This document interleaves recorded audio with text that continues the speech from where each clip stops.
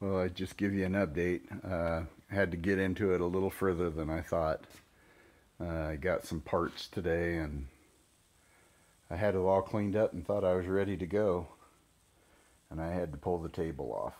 I had Bob over here. I was actually breaking down the vise to get ready to put put it in that evaporust when I got it.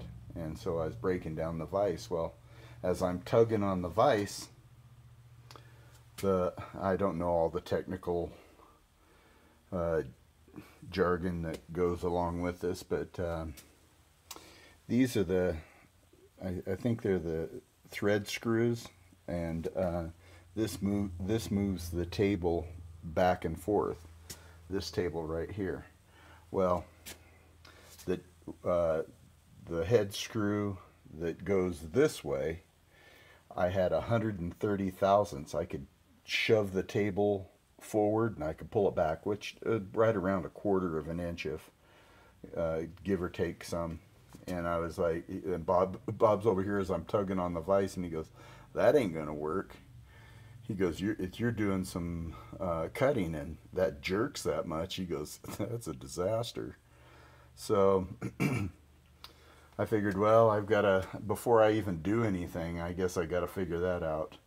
So I started taking it apart, and sure enough, as I took it apart, I found, I guess it's a head screw, thread screw, or whatever, but the bolt that holds it, I could tell, this goes and mounts underneath like that, and this was just wobbling, and I didn't know if it was the threads or whatever.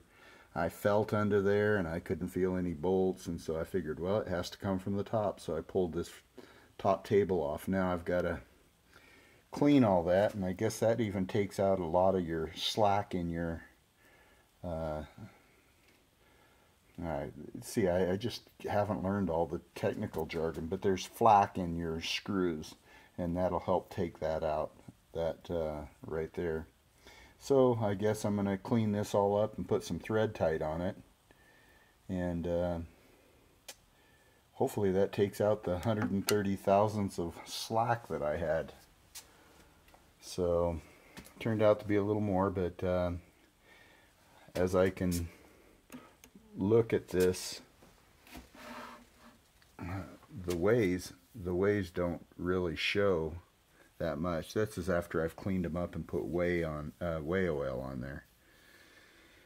So anyway, so I thought I'd cleaned it up enough, but I guess if I have to break it down this far, I'll clean it up a little bit more. But I got my I'll just show you a little bit here, but I got my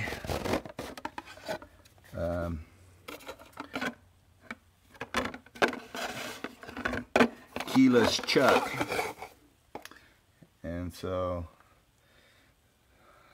come to find out that this disassembles off of this I guess it's an R8 collet, and this comes off of that, and so I can actually use this chuck, keyless chuck on my drill press. And so then I got all these collets, and my 1, 2, 3 blocks. This is to help mount and check for square, and there's multiple uses on it. But there's all my collets. They go from 1/16 clear up to 7/8. And I got my parallels. Those are sort of help space things up above the top square. And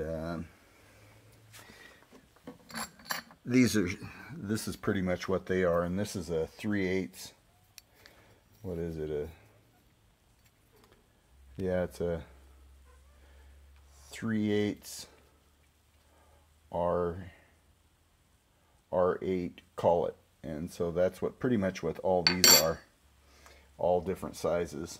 And so, okay, well, really got in a lot further than I thought. I thought I was just about finished, but after I ran into that 130 thousandths rock in the table, no matter what I did, that wasn't going to work. Either this was busted and unfixable, or I had to figure out what it was. So here we are, and there's the vise. It's completely broke down.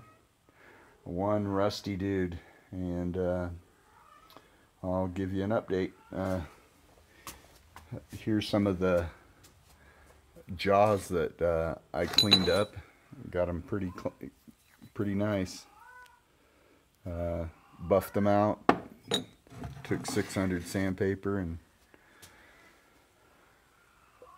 got hours. I've got literally hours into doing that vise. So okay, there's the update. I just wanted to let you know I was working. I'm not sure what you're doing. I haven't got any videos, so here we go. Here's a 5-minute video of explaining what I've been doing. Over and out.